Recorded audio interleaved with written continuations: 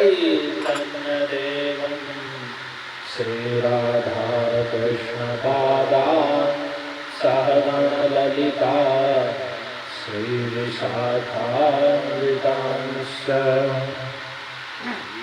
हे कृष्ण, बोलिए सभी हाथ जोड़कर, हे कृष्ण करुणा सिंधो दीनबंधो जगत्पते गोपेश गोपिकाकान्त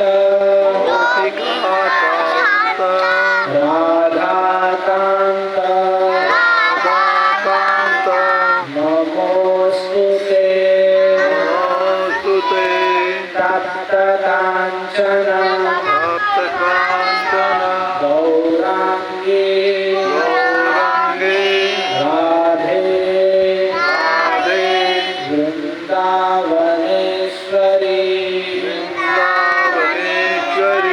वृषभानु सुते देवी प्रणमामि हरिप्रिये कान्ताकल्पतरुभ्यश्च कृपासिन्धुभ्यैव च पतितानां पावनेभ्यो वैष्णवेभ्यो नमो नमः। जय श्री कृष्ण चैतन्य प्रभु नित्यानंद श्री अद्वैत गदाधर श्रीवासादि गौर भक्तवृंद। हरे कृष्णा कृष्णा कृष्णा हरे हरे, हरे राम राम हरे हरे। यं प्रव्रजन्तमनुपेतमवेदकृत्यम्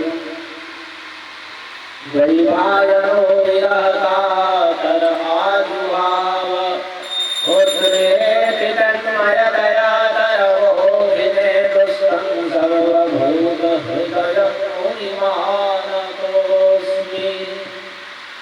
नारायणं नमस्कृत्य नरं चैव नरोत्तमं देवीं सरस्वतीं व्यासं ततो जयमुदीरयेत्। ॐ नमो भगवते वासुदेवाय।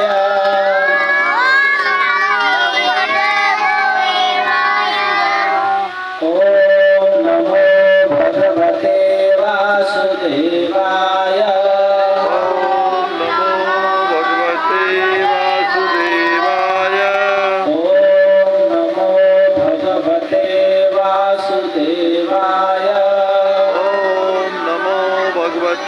वासुदेवाय कृष्णाय कृष्णाय कृष्णाय वासुदेवाय देवकी नंदनाय च नंदगोप कुमाराय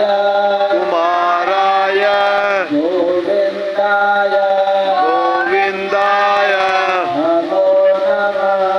नमो नमः। हरे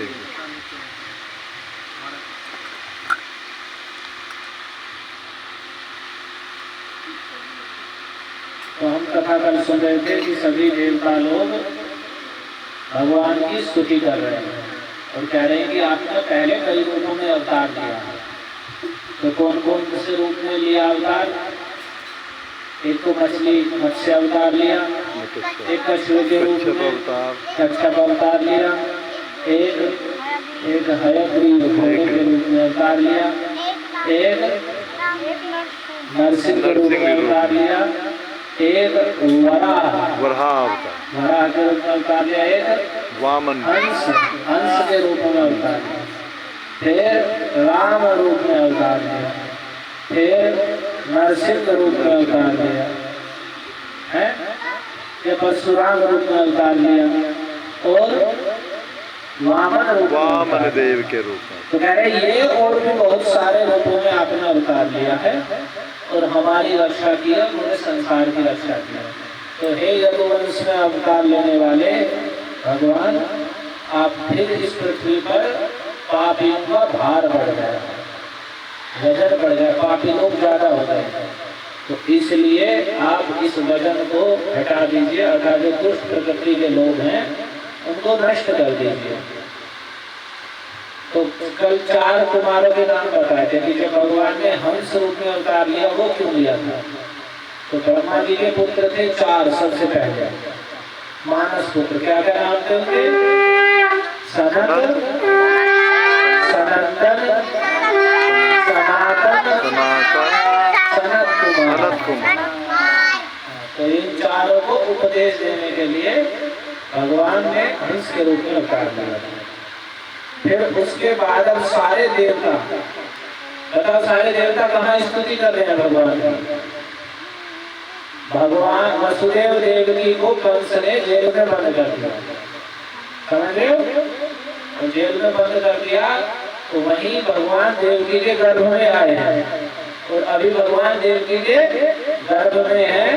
तो सारे देवता, ब्रह्मा, शंकर, इंद्र और जितने भी ऋषि हैं वे सब आकर भगवान की वहां स्तुति कर रहे हैं।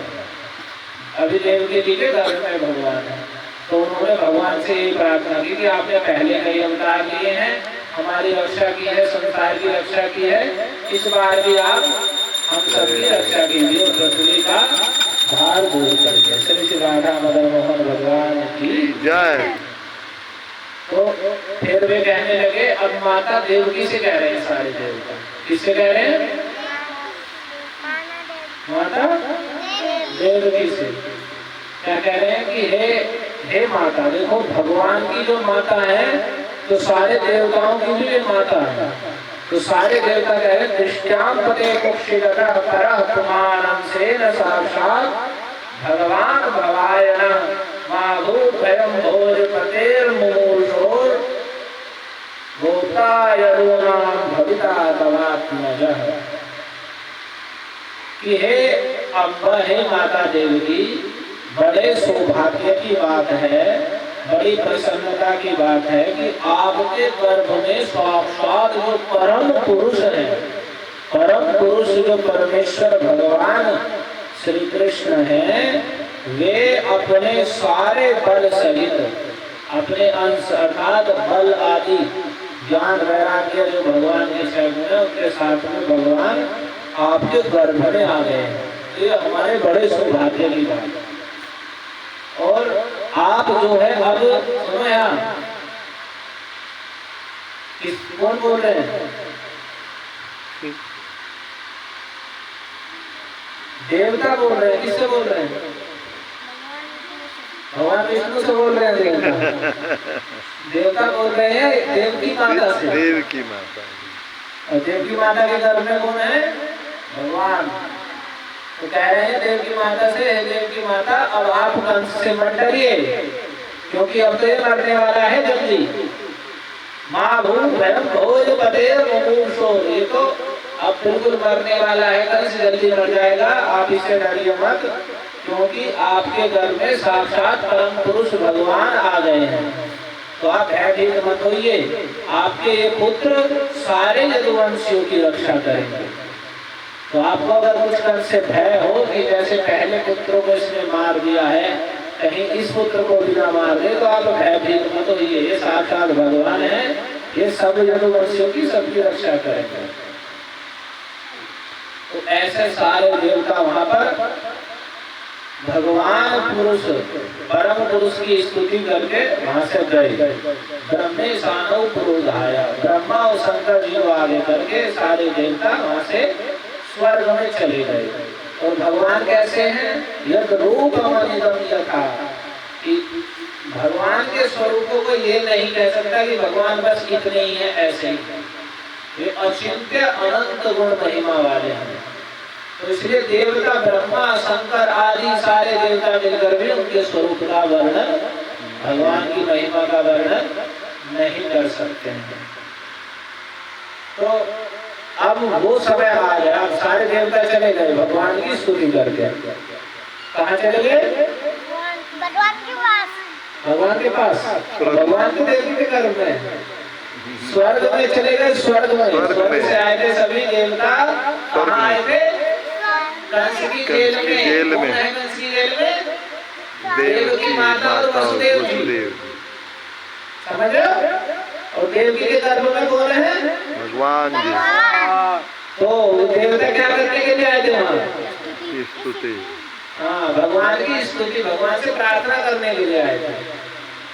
तो उन्होंने प्रार्थना करके सारे देवता कहाँ चले गए? स्वर्ग में।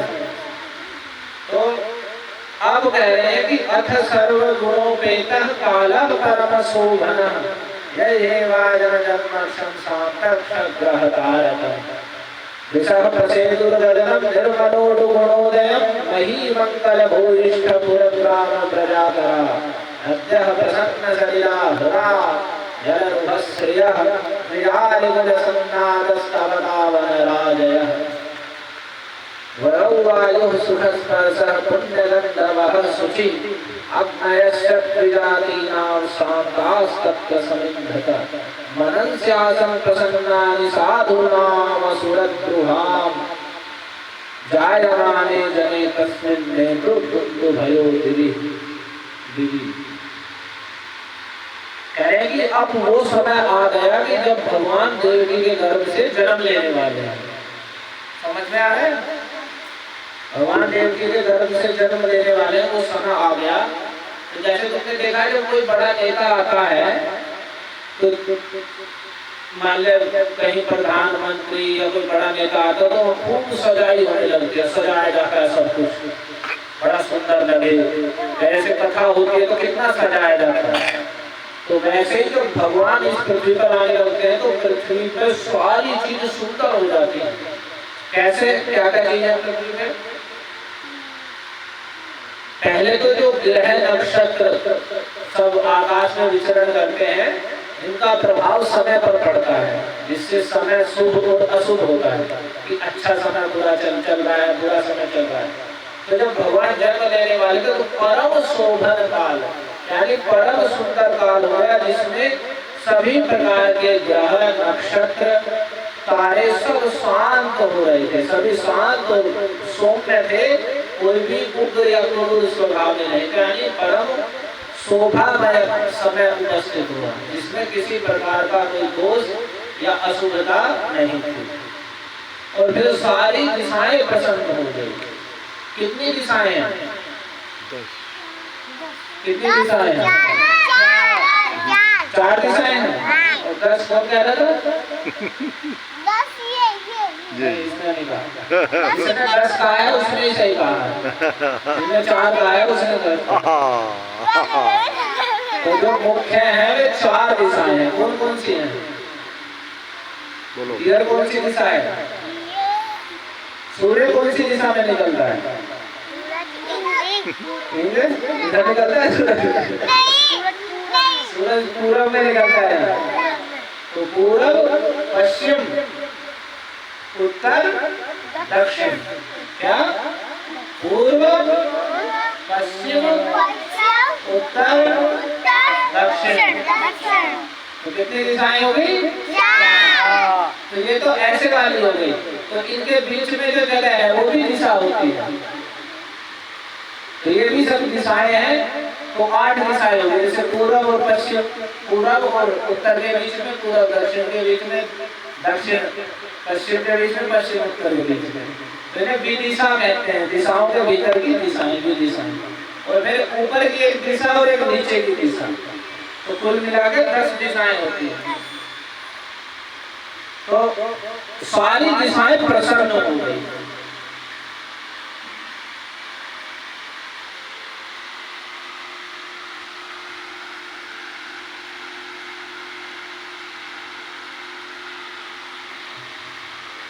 दिशाएं प्रसन्न हो गई और निर्मल अरुणोदयम्, और जितने आकाश में तारे हैं, तारे तुमने कभी कभी देखे हैं कि आकाश में देखे? तो कभी कभी तो खूब तारे दिखते हैं साफ साफ, और कभी कभी नहीं दिखते, बादल रहते हैं आकाश में। लेकिन उस समय निर्मल आकाश में तारे जगमगा रहे थे। जब भगवान के जन्म लेने का समय आया तो उस समय सब आकाश में तारे साफ साफ दिखाई दे रहे थे, ऐसे लगे बड़े सुंदर जगमगा रहे, जैसे लाइट जली हुई है ना, कैसे लग रहे हैं छोटे छोटे। तो आकाश में ऐसे ही तारे चमक रहे थे बड़े सुंदर, और सारी पृथ्वी पे मंगलमय, छोटे बड़े जितने नगर गांव थे सब के सब मंगलमय हो रहे थे, यानी गांव भी सुखद हो रहे थे, गांवों में भी सब जगह प्रसन्नता छाई हुई थी, नगरों में। और जितने भी ब्रज गोप लोगों के स्थान थे या जितने भी खान थी जिसमें सोना चांदी निकलते हैं, सब वे सब मंगल से परिपूरित हो रहे थे। और नदियों में जो जल बह रहा था वो भी साफ हो गया था, और सारे नदियों में कमल खिल रहे थे, और वन में जितने भी वृक्ष थे उन पे सब पे वही पक्षी बोल रहे थे, सब पे फूल खिले हुए थे, और अनेक प्रकार के भोरे गुनगुना रहे थे, और सुंदर वायु बह रही थी। हरे कृष्ण, कथा समझ में आ रही है तुम्हें? क्या हो रहा है कथा में?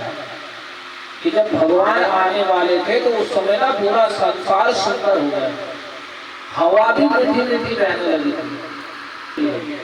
तो ऐसी हवा चली थी बिल्कुल धीरे धीरे, और उसमें फूलों की सुगंध लेके चल रही थी, धीरे धीरे चल रही थी, और सुगंध थी उसमें, तो ठंडी ठंडी बड़ी अच्छी लग रही थी जिस समय भगवान जन्म लेने वाले थे।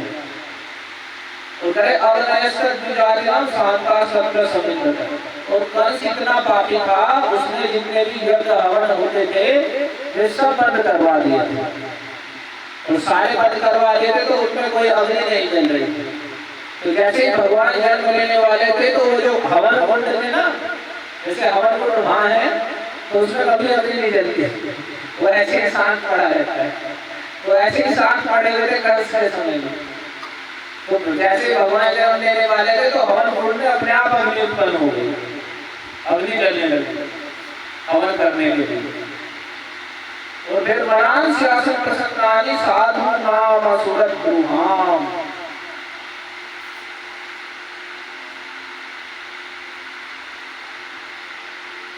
तो जो भगवान के सभी भक्त लोग थे, साधु लोग थे, उन सबका मन में प्रसन्नता छा गई। मन में प्रसन्नता कैसे छाती है? जैसे कभी कभी तुम्हें चोट लग जाए या खाने को ना मिले तो कैसा लगता है? मन दुखी दुखी लगता है। लेकिन खाने को बढ़िया मिल जाए, प्रसाद मिल जाए, मंदिर में बढ़िया खेलने को मिल जाए तो क्या होता है? मन प्रसन्न हो जाता है ना पूरा। तो जब भगवान जन्म लेने वाले थे ना तो सबका मन अपने आप ही प्रसन्न हो गया, सब खुश थे, किसी को मन में पीड़ा नहीं थी। और जो साधु के भक्त के कीर्तन करने वाले वे तो और प्रसन्न थे, उनके मन में बड़ी प्रसन्नता छाई। और जब भगवान जन्म लेने वाले तो आकाश में ढोल नगाड़े बजाने शुरू कर दिए देवताओं का, अब सराय नाचने लगे, और देवता लोग ऊपर से फूल बरसाने लगे, जैसे बूंद पड़ती है ना ऐसे फूल बरसा रहे थे आकाश में से, फूलों की बारिश हो रही थी। और जो बादल थे, अब कहोगे कि इस समय कह रहे हो कि आकाश साफ था और फिर बादल भी आ गए, तो उसी समय जो ही भगवान जन्म लेने वाले थे तो सुंदर बादल, जलधारा जो जल से भरे हुए थे वे हल्की हल्की गर्जना कर रहे थे। और जगर्जुन अनुसागर, वो सागर की ओर जा रहे थे। इसमें बड़ी सुंदर इन उपमाओं का विस्तार से व्याख्या की गई है कि कैसे कैसे प्रसन्नता हुई, उसका थोड़ा सा हम वर्णन करेंगे।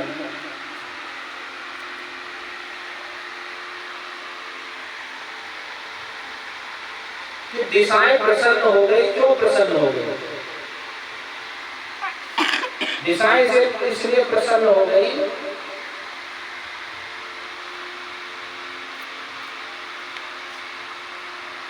कि दिशाओं को शास्त्रों में देवी के रूप में बताया जाए, और देवी के उन दिशाओं के अलग अलग पति और स्वामी हैं, अलग अलग देवता हैं। जैसे पूर्व दिशा के इंद्र है, पश्चिम दिशा के वरुण है। तो इसी प्रकार से कंस के राज्य में अनेक देवता थे जो कैदी हो गए थे, तो दिशाएं इसलिए प्रसन्न हो गई कि वे सब देवता मुक्त हो जाएंगे, इसलिए दिशाएं प्रसन्न हो गई। और कहते हैं कि नदियां क्यों प्रसन्न हो गई। नदियों की प्रसन्नता के विषय में कह रहे हैं कि नदियों ने विचार किया कि राम अवतार के समय भगवान ने नदियों के जो ससुर हैं, पर्वतों को हमारी ससुराल समुद्र में पहुंचाकर इन्होंने हमें मायके का सुख दिया था। अब इनके सुहागमन के अवसर पर हमें प्रसन्न होकर इनका स्वागत करना चाहिए। क्या सुंदर उदाहरण दे रहे हैं कि नदियां पर्वतों से उत्पन्न होती है तो पर्वत नदियों के पिता स्वरूप है, और समुद्र में जाके मिलती है तो ये ससुराल है।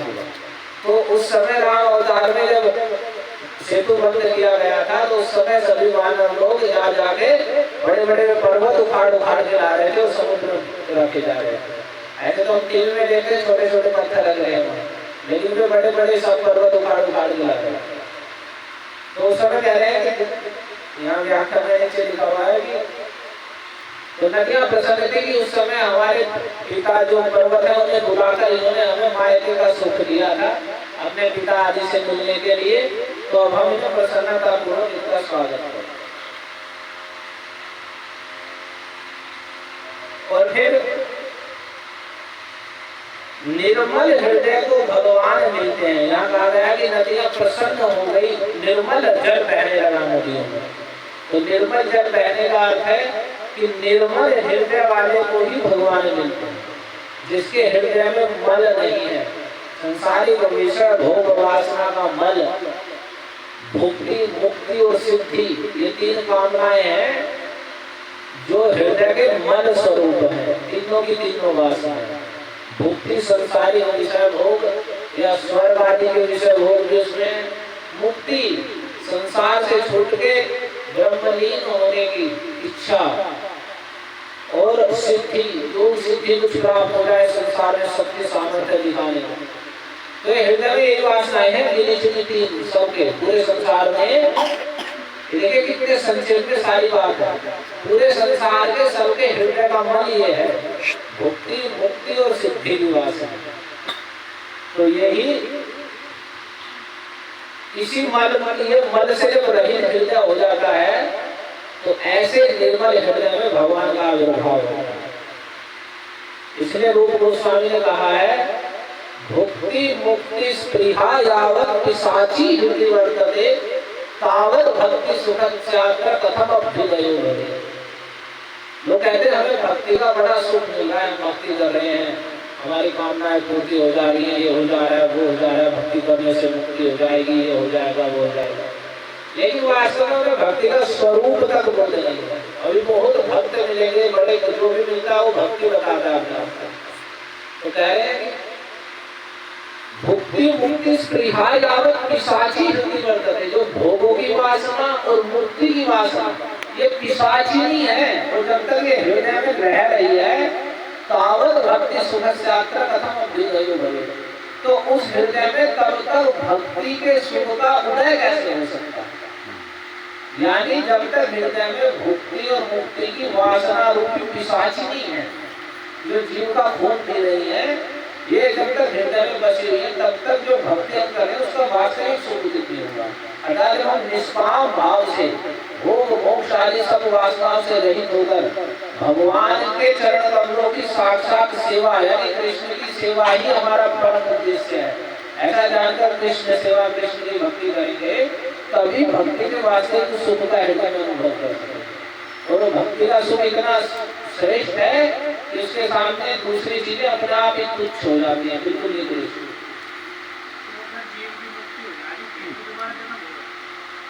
जब मुक्ति होगी तो जीवन कैसा होगा, अपने आप ही कह रहे हो कि मुक्ति होगी और फिर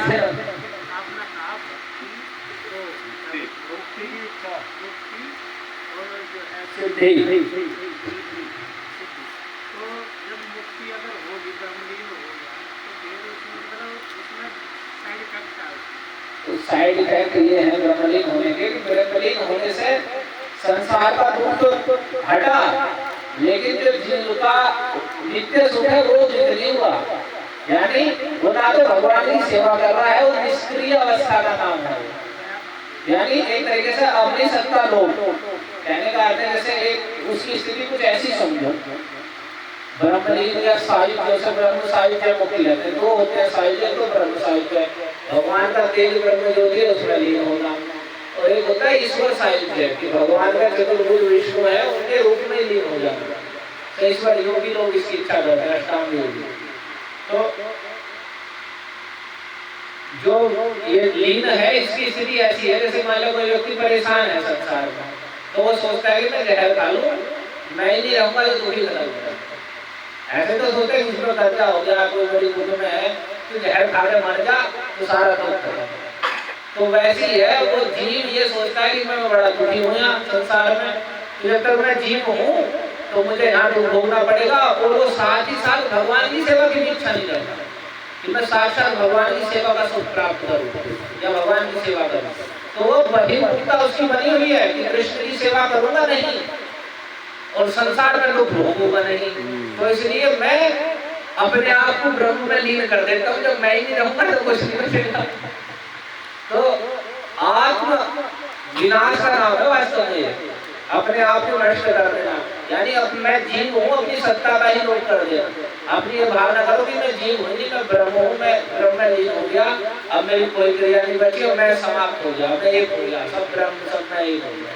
तो एक ऐसी अवस्था है, तो इसकी ही बहुत लोग कामना करते हैं।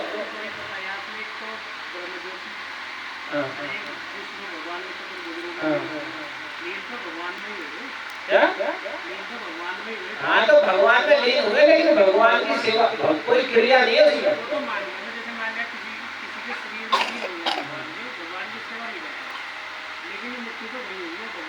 तो मुक्ति होगी मतलब वो संसार में कोई जन्म नहीं ले रहा हो, तो उसे भगवान की जो सेवा का सुख है, यानी जीव चेतन वस्तु है उसकी एक क्रिया है। चेतन वस्तु का धर्म है क्रिया, यानी वो कुछ क्रिया करेगा, लेकिन अपने उस चेतन धर्म को नष्ट कर देने का नाम है। तो चेतन अब हमारी क्या है, हम जड़ माया के संपर्क में जड़ अभिमान में होकर जड़ शरीर मान के जड़ क्रिया कर रहे हैं, इसलिए दुख हो गए। लेकिन हमारा नित्य धर्म है चिन्मयी क्रिया, यानी भगवान के साथ हमारा नित्य संबंध है और उनकी सेवा हमारी नित्य क्रिया है, चिन्मयी प्रेम आनंदमय क्रिया। क्या? हाँ, तो हम भगवान के विरुद्ध रहना चाहते हैं और संसार में दुख लेना चाहते हैं, तो हम तो अपनी सत्ता को नष्ट कर लेंगे, ऐसी धारणा है। लेकिन फिर भी बहुत लोग करते हैं, कुछ लोगों का वही उद्देश्य है। तो ये मल है हृदय के, तो यहाँ नदियां यही सोच रही है कि जिसके हृदय में ये मल है, संसार के भोगों की वासना का मल, मुक्ति का मल, मुक्ति की वासना का मल, या सिद्धि की प्राप्ति की इच्छा का मल, तो ये इच्छा जो इन तीनों की इच्छा है ये मल है, और जब तक ये रहेगा तब तक भगवान आविर्भूत नहीं हो रहे। यानी भगवान का जो नाम है, यह कहते हैं ना शुद्ध नाम, जिसका नाम उच्चारण करते ही अश्रु कंप, नयनम गलदश्रु धारया वदनम गदगद रुद्धया गया, पुलकैर्दशितम वपुगदा, शरीर रोमांचित हो जाना, कंठ अवरुद्ध हो जाना, नेत्रों से अश्रु धारा प्रवाहित होने जाना। तो ये जो ये लक्षण उसमें प्रकट नहीं होंगे शुद्ध रूप से। कुछ जो मुक्तिवादी है या कुछ वैसे लोग हैं, वे भी इन चीजों को दिखा देते हैं कभी कभी, लेकिन वो केवल दम्भ होता है, वो वास्तविक नहीं। जिस हृदय में ऐसी वासना नहीं है वहीं शुद्ध नाम उदित होता है, और उसी शुद्ध नाम से फिर अष्ट साक्षी विवाह कहते हैं, ये उसके शरीर में प्रकट होते हैं। तो यहाँ नदियां यही सोच रही है कि निर्मल होने पर ही भगवान का दर्शन संभव है, भगवान की प्राप्ति हो सकती है, इसलिए भी नदियां निर्मल हो गई। और फिर और भी कहते हैं कि भगवान नदियों को जो सौभाग्य किसी अवतार में नहीं मिला, वह कृष्ण अवतार में मिला, क्योंकि भगवान श्री कृष्ण की चौथी पटरानी श्री कालिंदी जी है, जो यमुना जी कालिंदी चौथी पटरानी है। तो अवतार लेते ही यमुना के तट पर जाना, जन्म लिया, भगवान ने अवतारित हुए और सीधे यमुना के तट पर गए, फिर बार बार गोपियों के साथ जल में क्रीड़ा की और फिर उन्हें अपनी पटरानी बनाना। तो ये सब बातें कृष्ण लीला में है। तो यही सोचकर कि इस अवतार में भगवान का नदियों से अधिक संपर्क रहेगा, तो सोचकर नदियां आनंद से भर गई और निर्मल होकर बहने लगी। तो नदियों की निर्मलता में ऐसा इसमें विचार बता रहे हैं। फिर आगे कह रहे हैं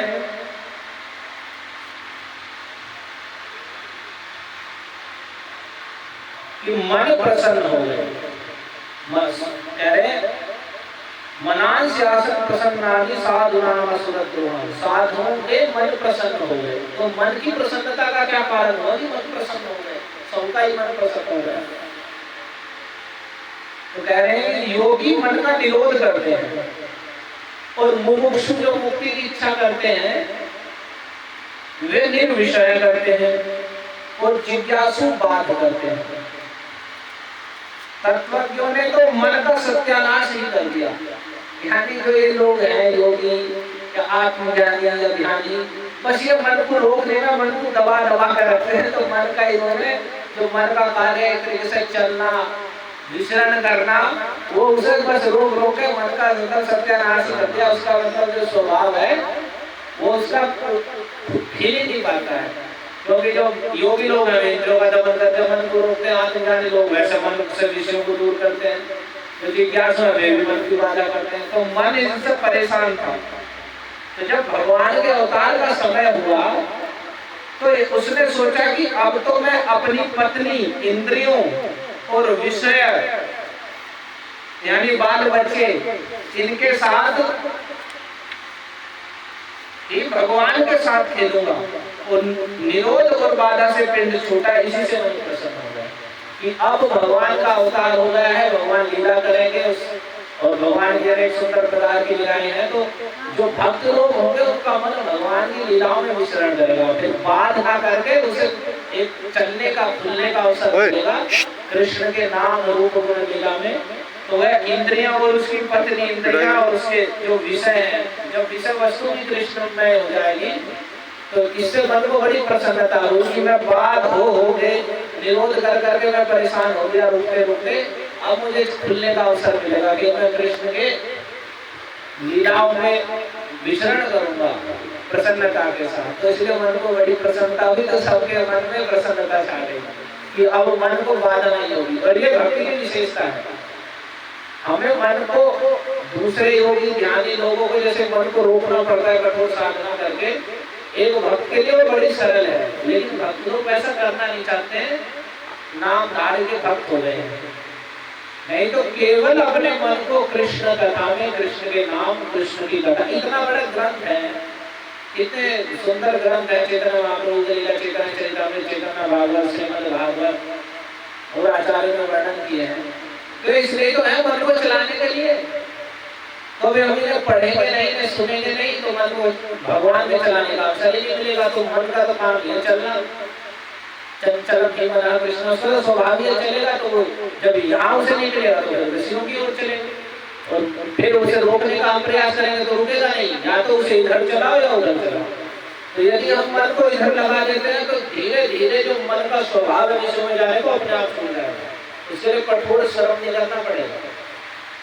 लेकिन हम इसमें लगाते नहीं है, भगवान के विषय में सुनते ना उसका चिंतन करते, क्योंकि मन की विषयों को देखते हैं, विषयों का श्रवण करते हैं, विषयों का कीर्तन करते हैं, चर्चा करते हैं और विषयों में मन रमता है।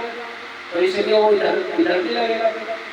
तो भक्तों के लिए बड़ी सरल बात है, यदि वे अपने मन को कृष्ण में लगा दें, कृष्ण के विषय में सुने, कृष्ण का चिंतन करें, कृष्ण के विषय में पढ़ें, तो भगवान की अगाध लीला है, इतना चरित्र है, उसे बार बार पढ़ें सुने, तो मन को रखने के लिए उसे सर्वश्रेष्ठ वस्तु मिलेगी। जो ही वो सर्वश्रेष्ठ वस्तु का रस रखेगा तो ये जो जड़ रस है इंद्रिय विषयों का सब अपने आप तुच्छ हो जाएगा। इसलिए एक बड़ा सुंदर श्लोक है, इसके साथ बंद करते हैं। यामुनाचार्य बहुत बड़े आचार्य हुए हैं भगवान के भक्त। तो कहे श्लोक है यदवधिमम चेतः कृष्ण पादारविंदे नव नव रसधाम नित्यतमरत्नवासी। कि जब जब जिस समय मेरा मन कृष्ण के चरण कमलों में जो नए नए रस का आश्रय है, नए नए रस का नित्य नया नया रस जान पड़ता है, उस नए नए रस के जो आश्रय कृष्ण के चरण कमल हैं, उसमें जब जब मेरा मन रमा, उसमें रमने लगा, तो संसार में सबसे बड़ा रमने का सुख क्या है? स्त्री पुरुष की चर्चा, स्त्री संग आदि का सुख, उसमें सबसे ज्यादा मन रमता है। तो कहे तदवधि जब जब मेरा मन कृष्ण के चरण कमलों में जो नए नए रस का आश्रय है, तदवधि वदनारी संगमे स्मर्यमाने भवति मुख विकारः सुष्ठु निष्ठि वनिच। तो उस समय जीव अगर कदाचित नारी संग या स्त्री संग का स्मरण भी हो गया ऐसी अवस्था में, तो भवति मुख विकारः सुष्ठु निष्ठि, तो उस समय अपने आप मुख में विकार उत्पन्न हुआ, थूकने का मन करने लगा कि कितनी गर्हित और निकृष्ट बात है। जब जब मेरा मन कृष्ण के चरण कमलों में जो नए नए रसाश्रय हैं उनमें रमने के लिए उत्सुक हुआ, तब समय जो संसार में सर्वश्रेष्ठ रमने की चीज समझी जाती है स्त्री संगा की, तो उसका स्मरण होने पर ही मेरा मुख में विकार उत्पन्न हुआ और थूकने का इच्छा हो गई। थूक भराया गया, थूक कितनी गर्हित चीज हो गई। जैसे मान लिया बड़ा सुंदर पकवान हमारे सामने है और अचानक हमें मल दिख जाए, टट्टी दिख जाए, तो उस समय कैसी स्थिति हो जाएगी? तो वैसी स्थिति ऐसी हो जाती है। तो ये कृष्ण भक्त, कृष्ण का जो नाम रूप लीला इतनी श्रेष्ठ और मन की वास्तविक विषय वस्तु है, लेकिन उससे विमुख होकर हम मन की ओर, हमारा मन मल में रख रहा है। तो हमारे वास्तव में अपने मन को कृष्ण में लगाना चाहिए, उनके विषय में श्रवण करना, उनका कीर्तन करना। इतना बड़ा साहित्य भगवान की महिमा से भरा पड़ा है, उसे पढ़ना, उसे विचार में लाना, तो हमें मन को रोकने का प्रयास नहीं करना पड़ेगा, मन अपने आप शुद्ध हो जाएगा और वो जड़ रस को छोड़ देगा, अपने आप प्रसन्नता हो जाएगी। रस वर्गम रसोप्यस्य परम दृष्टान निवर्तते। उच्च रस का आस्वादन होने पर नीचे वाला तुच्छ रस अपने आप छूट जाता है। हरे कृष्णा कृष्णा कृष्णा हरे राम। धन्यवाद श्रीमद् भागवतम की जय। गुरु श्री प्रभुपाद की जय। हरे